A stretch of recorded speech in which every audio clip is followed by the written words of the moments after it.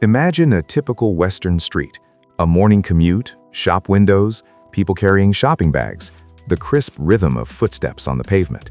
A person walking by with a 5-gallon, 20-liter jerry can of water balanced on their head would cause, at the very least, bewilderment. More likely, it would trigger genuine concern for their cervical vertebrae. You would follow them with your eyes, calculate the risk of them dropping it, think about the inevitable back pain, and wonder how it's physically possible. Now, transport yourself to a bustling market in Kinshasa. Here, a woman balancing a heavy basket of fruit or a massive bundle of clothes on her head is as mundane a detail of the landscape as the asphalt underfoot, the noise of the vendors, and the dense flow of the crowd. But her load often weighs not 10 or 20 pounds, but 40, 50, sometimes even 60 pounds. And this isn't considered a heroic feat. It is just a routine part of her day, deeply integrated into her commute, her work, and her survival. Yet her posture is something any yoga instructor would envy. Her back is perfectly straight, her chin is slightly raised, and her gait is smooth and proud. From the outside, it looks as if the law of gravity is merely a gentle suggestion to her. The crushing weight doesn't drag her down, but rather obediently submits to her perfect vertical alignment. By the way, if your back just started aching purely from the way you're sitting in front of your screen, subscribe to the channel right now. It is scientifically proven. Every subscription improves your posture, boosts your stamina, and opens up a real world free of filters and stereotypes. Hit that button and let's keep going.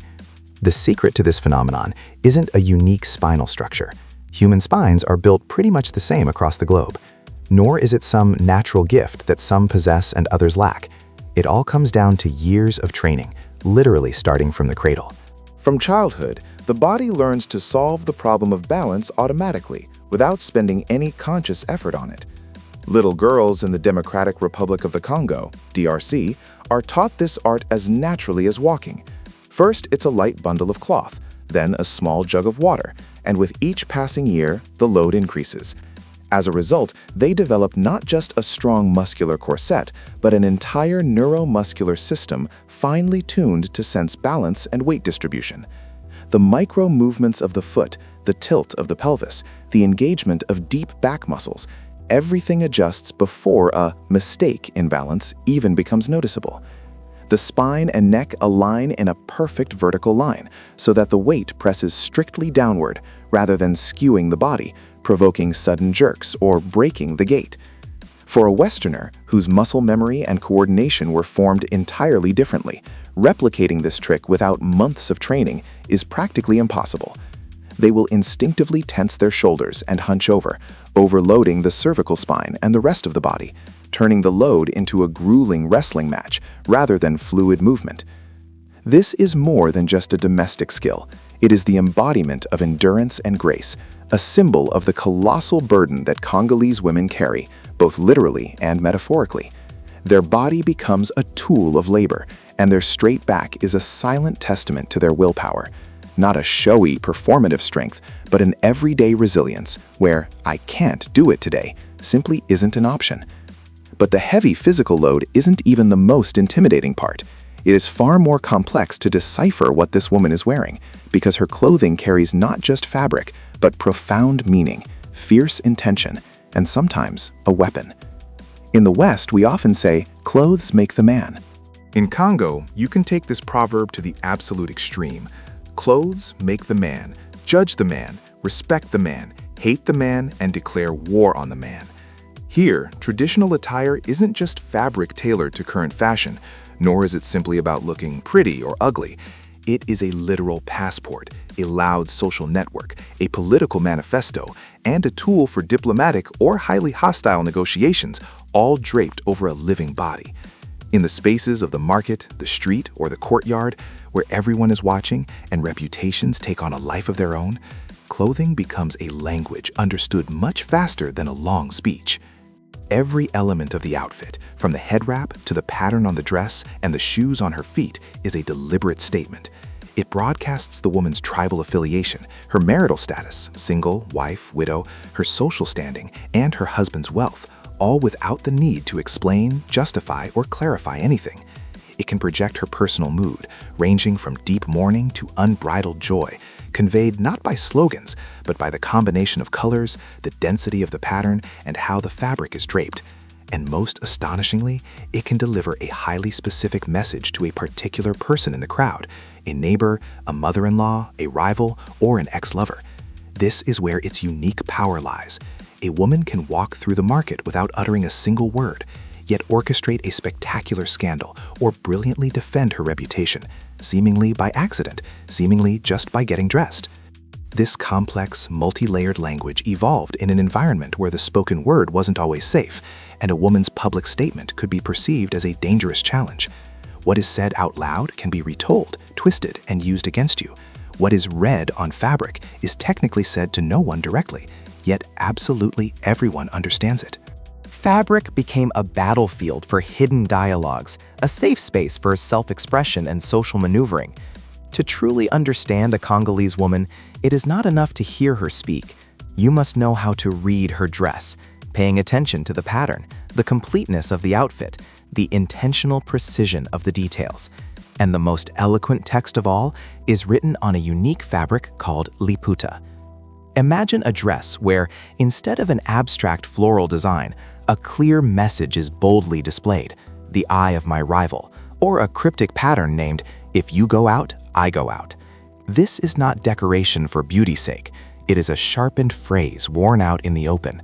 Welcome to the world of liputa, a vibrant wax print fabric that for women in Central Africa is simultaneously high fashion and the ultimate medium of nonverbal communication. The fabric itself, often called panier, from the French for cloth or wrapper, is cotton dyed using a special wax-resist technique. But its true value lies in its unique, meticulously designed prints, which turn a simple cut of cloth into a profound message, personal, social, and sometimes wildly provocative. Every pattern has a name and a hidden meaning known to the initiated. These textile memes can be sassy, philosophical, romantic, or blatantly sarcastic. Their power comes from collective knowledge.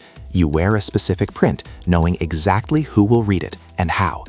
The pattern-capable husband brags about a spouse's wealth and generosity, simultaneously elevating the woman's own status because a husband's success directly reflects on her. Meanwhile, a print called plucked chicken is an open challenge, a hint at a scandal, or a mockery of someone's humiliating situation, not necessarily your own, but the person it is addressed to. Legend has it that one woman, seeking revenge on her ex-husband, showed up at his wedding to his new bride, wearing exactly this print. Her silent message, screaming of betrayal and plucked feelings, was understood by every single guest without translation, causing a quiet but absolutely devastating scandal. It was the perfect example of fabric speaking louder than a human voice, while formal decency remained perfectly intact. Wearing liputa is an art governed by strict rules. It matters not only what is depicted on the fabric, but how it is presented. Drape it too carelessly, and the meaning is cheapened. Wear it too provocatively, and the message turns into outright aggression. A classic ensemble consists of 3 pieces of fabric. The first, and most ornate, is tied around the hips over a petticoat, creating a voluminous, deliberately wide silhouette. In local culture, thinness is not revered. Visual fullness reads as strength, wealth, and prosperity. The second piece is wrapped around the torso as a dress or blouse. This is where personal taste shines, showcasing the ability to mix patterns and colors so the message rings clear. The third piece, often in a contrasting color, serves as a head wrap, completing the look like a period at the end of a sentence. This 3-part structure is not accidental. It symbolizes completeness, affluence, and a woman's mastery of self-presentation, her ability to control exactly how the world perceives her. Interestingly, the golden age of this talking fashion was heavily tied to politics. In the 1970s, dictator Mangbetu Sese Seko, pushing his policy of authenticity, and fighting colonial influence, legally banned women from wearing trousers and miniskirts, declaring them Western degeneracy. For some, it was a humiliating coercion, for others, a return to the familiar. But either way, fashion was forced into a strict box. And within that box, as so often happens, a massive explosion of ingenuity was born. Forced to return to traditional clothing, fashionistas and tailors displayed incredible creativity. The ordinary pagne transformed into a canvas for artistic and social self-expression.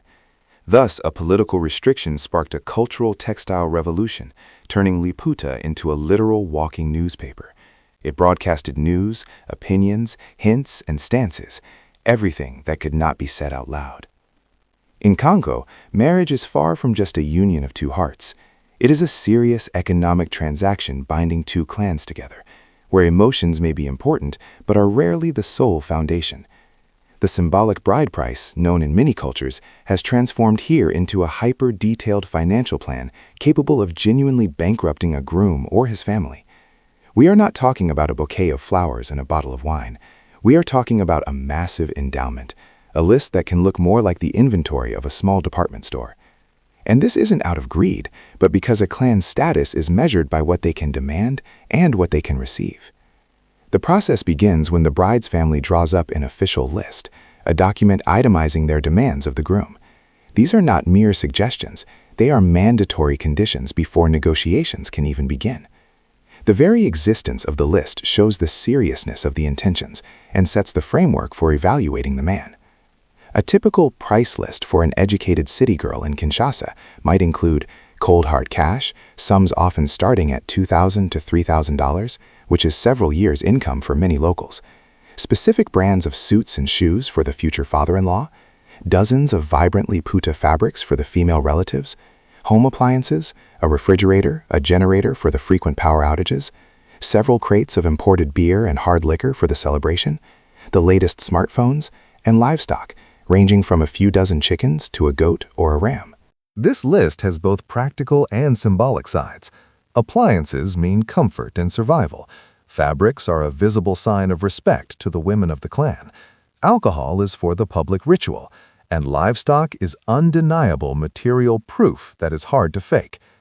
Every single item is an investment in the bride's family status and a demonstration of the groom's ability to provide for his future wife, proving he can handle a life where disruptions and hardships are the norm. Then the haggling begins. Representatives from both sides, respected uncles from each clan, meet to discuss the list. This isn't just chatting around a table. It is a high-stakes diplomatic event where every word can be interpreted as profound respect or a grave insult. The groom might try to negotiate the price down, citing his youth or current economic struggles, showing his willingness but begging for leniency.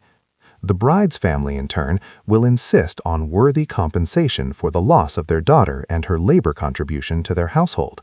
After all, a woman doesn't just leave her home, she takes her hands, her time, her care, and her future contributions with her. Successful negotiations cement the bonds between the clans. Failed ones can sever them forever, leaving deep scars that will be brought up at family gatherings for decades. The real complexity starts if the marriage falls apart.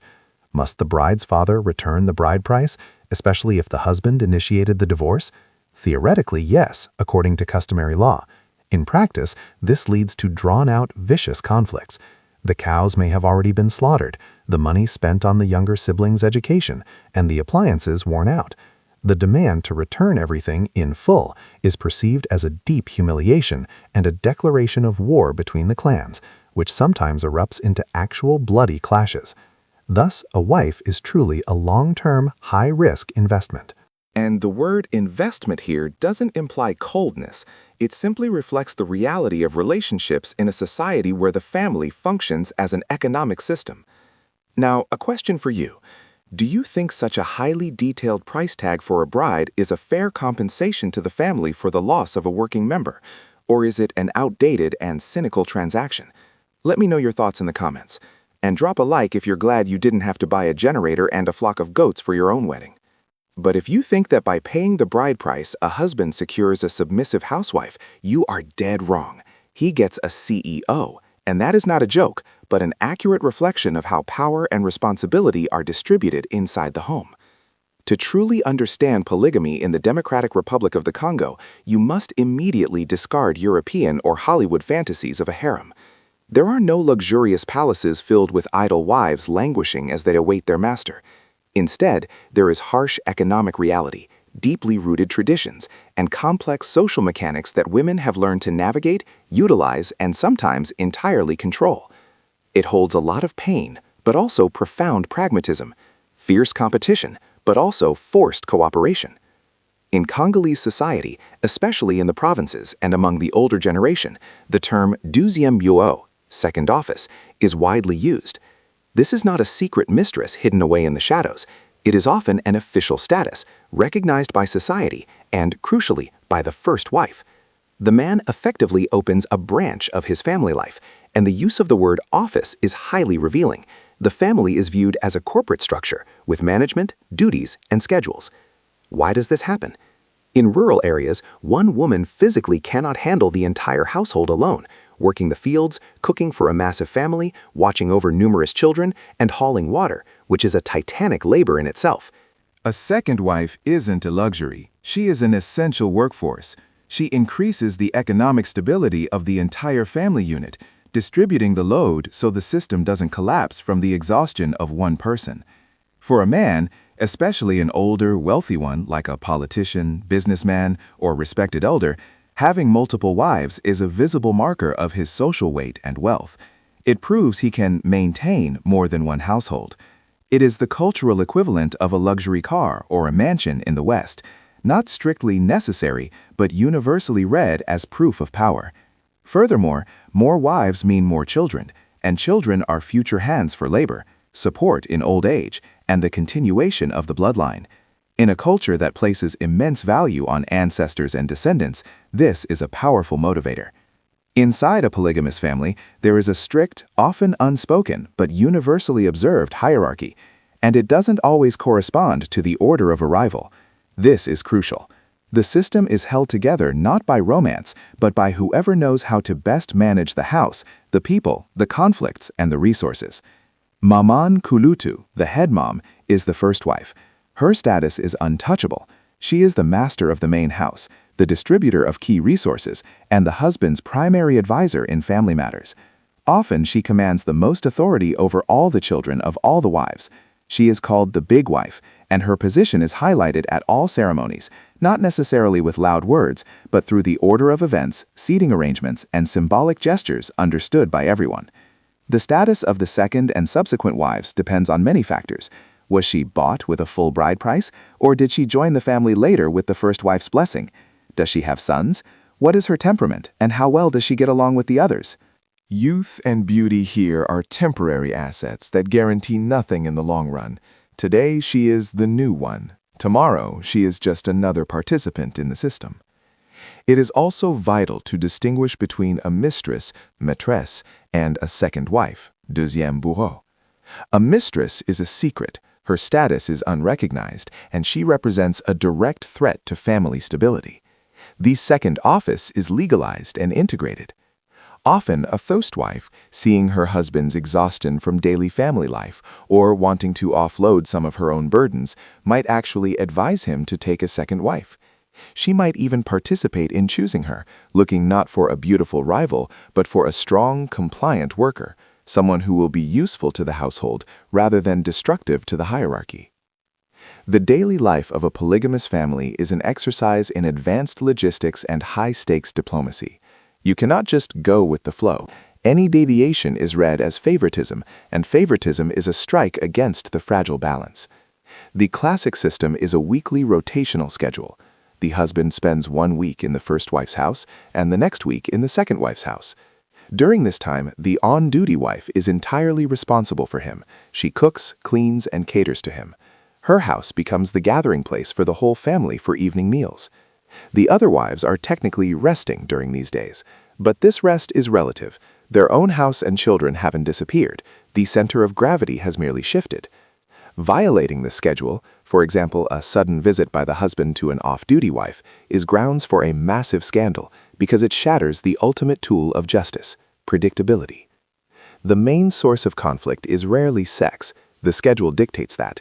It is resources. Who got the more expensive fabric from the husband? Whose kids got their tuition paid at the better school? Who got the new mobile phone? Husbands often practice a policy of strict equality, buying identical gifts for all wives to avoid accusations of bias. Sometimes, the family budget is managed entirely by the first wife, who distributes the funds among the branches, giving her real, tangible power because controlling the money is always stronger than pretty words. An ingenious weapon in this hidden Cold War is culinary skill. A wife might go out of her way to cook the most exquisite, beloved dishes during her week, specifically to ruin his palate for the simpler food at her rival's house. And if the husband gets sick, absolute battles can erupt. Whose medicinal bean puree or herbal tea makes it to his bedside, and consequently, who gets the credit for nursing him back to health? On the outside, it looks like loving care. On the inside, it is a fierce battle for symbolic supremacy. But the most surprising aspect for an outside observer isn't the conflict. It is the powerful system of female solidarity that grows within the polygamous structure. It isn't born of idealism, but of stark realization. If every woman fights a total war all the time, the house will collapse, the children will suffer, and the resources will dry up. Children from different mothers often grow up as close as full siblings. The older children of the first wife will watch over the younger children of the second and third. In the event of a mother's illness or death, the other wives almost always take her children into their own homes. This is about the survival of the bloodline, but it is also practical wisdom. No child can fall out of the system, or the entire family structure cracks. Despite internal friction, wives frequently unite to manage the husband, teaming up to extract common benefits from him, fixing a roof, paying school fees for all the kids, or funding a family celebration. They share intelligence about his moods, his plans, and his finances. In this system, the husband, paradoxically, sometimes ends up as an external resource that the women collectively manage, softly, persistently, through backdoor conversations and alliances. At funerals, weddings, and baptisms, all the wives present a united front, demonstrating the family's strength and cohesion to society. They mourn together, dance together, and cook gigantic feasts for hundreds of guests together. This is the public display of the internal structure. No matter what anyone feels behind closed doors, the family must look like a monolith to the outside world. In Kinshasa and other major cities, polygamy is mutating under the pressure of Christianity, economic hardship, and Western ideals. Maintaining 2 households in the city is unbelievably expensive. Therefore, the second and third offices are often opened in poorer suburbs, while the primary family lives in a more prestigious neighborhood.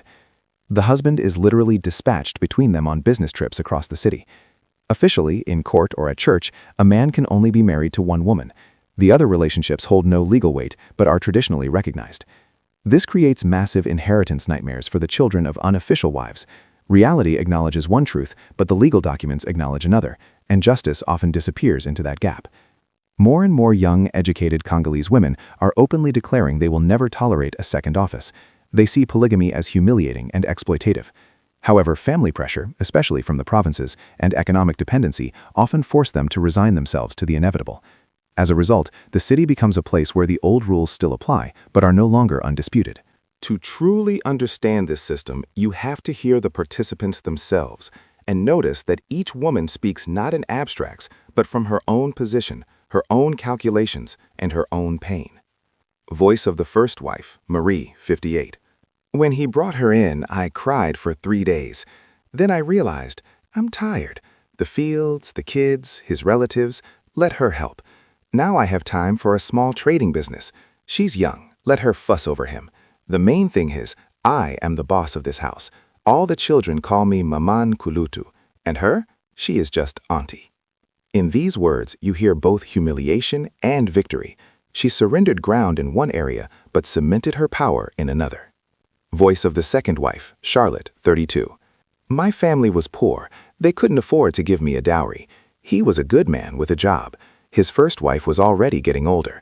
They made a deal with my parents without a massive bride price. I have a place to live, food to eat, my children don't go hungry. Yes, I am not the main wife, but I have my own corner and my own week. It's better than being alone on the street with 3 kids. This isn't a dream. It's a choice made from limited options, where having my own corner outranks romantic ideals. Voice of the modern wife, Priska, 29, university educated. My father had 3 wives. I saw how my mother suffered. I swore that would never happen in my life. I told my fiancé, if I see even a hint of a second office, I will take the kids and leave. I work, I can provide for myself. He knows it. For now, he's scared, but who knows what will happen when I get old. In these words, there is both freedom and deep anxiety. Even with a career and strong willpower, the fear of how tradition can always creep back in remains. Polygamy in Congo is not a relic of a savage past. It is a living, complex, and contradictory social organism. It is a system born of economic necessity and traditional lifestyles, one that traumatizes some women while providing a foundation for others. It teaches them sophisticated diplomacy, the ability to share the most intimate parts of their lives, and how to build alliances in an environment of perpetual competition. Congolese women are not passive victims of this system. They are its active participants, the guardians of its rules, and sometimes its most cunning manipulators. They have learned to find room to maneuver, to build solidarity, and even to wield power within it. It is a world where love, jealousy, calculation, and survival are braided into a tight knot that cannot be easily untangled by simple moral judgments from the outside. It is simply their life, harsh, incredibly complex, and full of astonishing inner strength. And this incredible inner strength and authority extend far beyond the family. The female authority on the roads of Congo is not just a given, but the result of a centuries-old cultural matrix where the woman is often the true head of the family, the maman whose word is law. It is a deep subconscious respect from the male driver toward the mother figure, and the police uniform only amplifies this effect. She is not just a guardian of order, she is the embodiment of discipline and responsibility that everyone has known since childhood, not an abstract rule, but a concrete experience of upbringing. That is exactly why her whistle and gesture can stop even the most overloaded trucks, whose drivers might otherwise show stubbornness, argue, push through, or take risks. But progress doesn't stand still, and one woman decided to amplify this natural authority with technology. Therese Isaiah Kirongozi, a self-taught engineer, observed the chaos at intersections where human female traffic controllers were exhausting themselves under the scorching sun and in clouds of exhaust fumes. She saw not only traffic jams, but also fatigue as a resource that runs out for a human, but never for the city. Her idea was brilliant in its simplicity, to create mechanical assistants that do not get tired.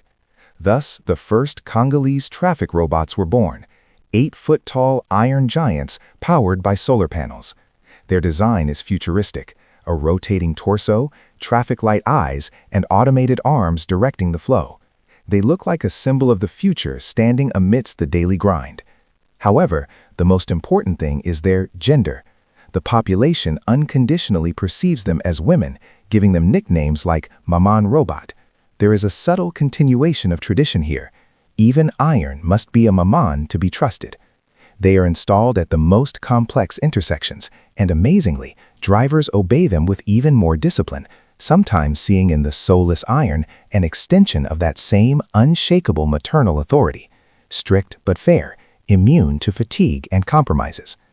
In parallel, within traffic jams that last for hours, an entire female microeconomy blossoms. This isn't just street vending. It is a highly organized logistics and survival service that adapts to the rhythm of the city the way blood adapts to the heartbeat. Women, traffic businesswomen, carry trays of food, water, SIM cards, phone chargers, and even newspapers on their heads.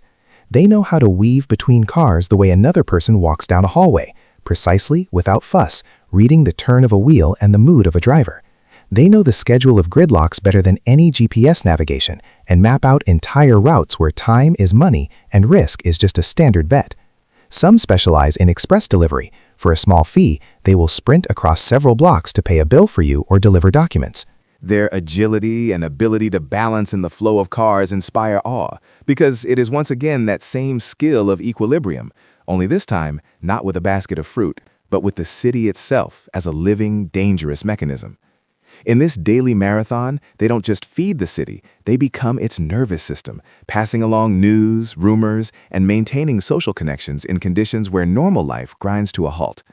Thus, from high-tech to grassroots initiatives, the women of Congo do not merely adapt to the chaos, they systematize it, harness it, and extract life from it, turning the clash of bumpers and exhaust pipes into a space for business, communication, and astonishing engineering creativity. Power, status, and survival on these streets require incredible resilience, and for the sake of this status, women are ready not only to manage cities, but to radically alter their own bodies. The phenomenon of the elongated Mangbetu skulls, which so astonished European colonizers and made them suspect the tribe had extraterrestrial origins, was the result of a painstaking and lengthy process. This wasn't an anomaly, but a social technology, where physical appearance became a sign of belonging to the absolute elite. Immediately after birth, a baby's head was tightly bound with cloth and reinforced with cords made of bark. Gradually, as the child grew, more layers and thin wooden plates were added.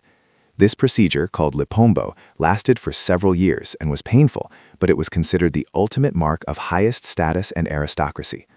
Only noble families could afford such a modification, because the mother and child were exempt from physical labor for the entire time it took to form the perfect head, a sign of noble unsuitability for rough work.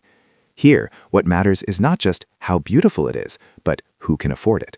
The very ability to endure and wait transforms into privilege. Of course, modern Congolese women no longer bind their children's heads, but the drive for radical physical transformation hasn't gone anywhere. It merely changed its form, preserving its core essence, pain and risk as the price for status. Today, instead of cloth bindings, there are tubes of dangerous creams like Koji-san and Caro White sold on every corner. The paradox is that the skin bleaching industry thrives in a country with a deeply black population, heavily pushing a colonial ideal of beauty. It's as if the past they are trying to break away from continues to dictate the rules through storefronts and advertisements. Young girls are willing to risk their health, suffering chemical burns and pigmentation disorders just to give their skin a beautiful yellowish or light brown hue, known as micheliste.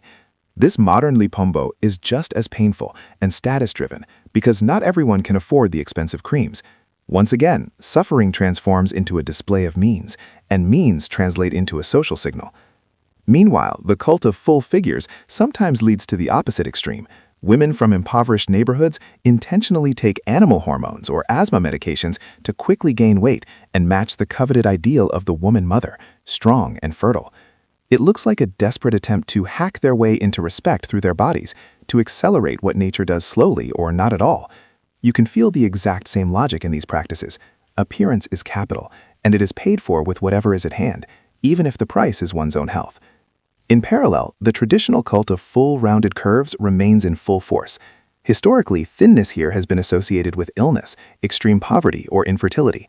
A woman with powerful hips, buttocks, and breasts is a symbol of health, fertility, and family prosperity. Being thin as a rail is not a compliment, but almost an insult, a hint that a husband cannot feed his wife, or that she is miserable. This ideal is visually amplified by wearing the pang draped around the hips to create extra volume. The fabric becomes not a camouflage, but a frame for a socially approved shape. Thus, the Congolese woman balances between archaic traditions, colonial complexes, and the pressure of the modern global industry, forging her own, sometimes agonizing path to acceptance, a place where every decision about her body and her clothes is read as a profound statement. These beauty standards might seem wild to us, but Congolese women are willing to do whatever it takes for status, even if they live in the slums, where status is not an abstract concept, but a way to survive, to demand respect, and to keep oneself from being crushed by the judgment of others.